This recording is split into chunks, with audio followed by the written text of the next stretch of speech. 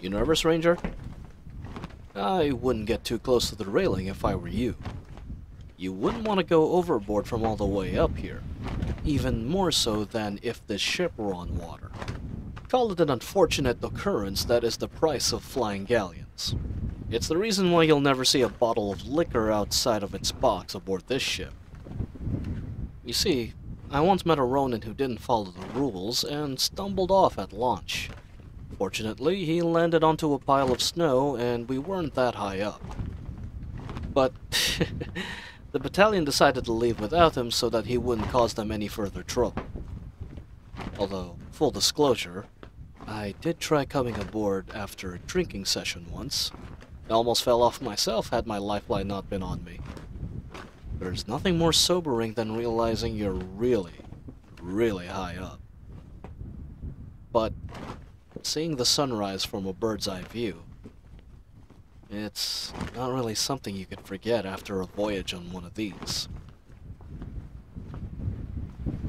You're excited to see it for yourself. It won't be long now. Just give it a little more time.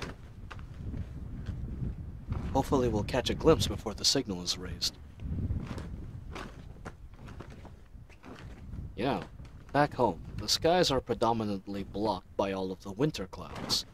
So you'd really have to climb a literal mountain in order to really see the sun at all. I fondly remember when I was training at the academy. I would sneak up the mountain with my friends and one of my instructors. The climb was always so tiring and became harder to breathe as we progressed.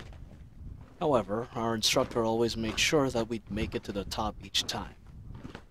And each time, we would just break through the clouds and see the brightest point in that blue sky. No matter how tired I was or how hard it was to breathe, I'd open my arms out wide and just scream as loud as my lungs would let me. The daylight that shone down just felt so warm. It tingled. It was like an embrace. And that light's embrace, it keeps us inspired during those hardest moments. Next time we would climb up the mountain, but even further than that. It reminds us that despite the horrors that we witness, and all of the challenges that we push through, that warmth in between is worth all of our struggles. And to bring that warmth to people who are lost in the cold, it is the greatest act I felt like I could do. I guess you could say it's a calling. So why join the military? Well, our monarch had a dream. A dream of a coalition of heroes who were rescuers first and soldiers second. But it feels kind of hypocritical saying that while we are standing here about to eliminate a coven of creatures dependent on hunting humans just to simply survive. If there was one thing my captains have taught us, admit thine own arrogance, learn from it, and do the best that you can for those you hold dear. For being mortal carries the burden of not being able to live long enough to accomplish everything that is virtuous and righteous. I suppose that's why a lot of us here lay our bodies on the line without a second thought. We just want to do the best we can for as many as we can. So deep philosophical conflicts within martial institutions aside, what's training like back home, you say? Ugh, to call it brutal would be nothing short of a gross understatement.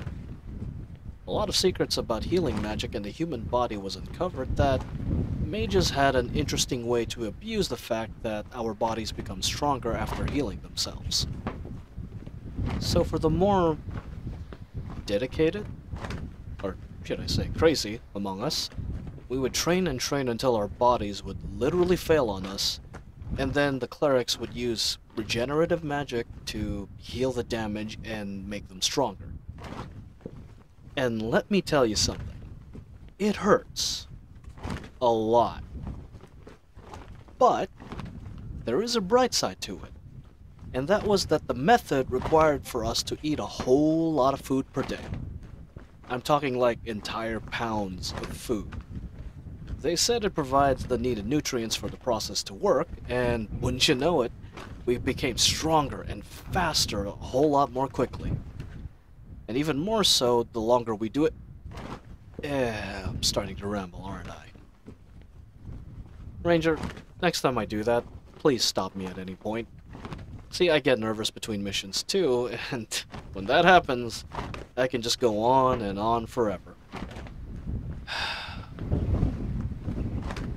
Excuse me, did you just call me a dork? I'm a platoon captain, for crying out loud, and you dare call me a dork. Huh. Unbelievable. Maybe I'll take you home and put you through that level of training. Huh? No, not like that. Oh, you cheeky little... Whatever happened to the humble hunter who struggled with the bow? Uh-huh. Right. Oh, look at that. The sun is rising.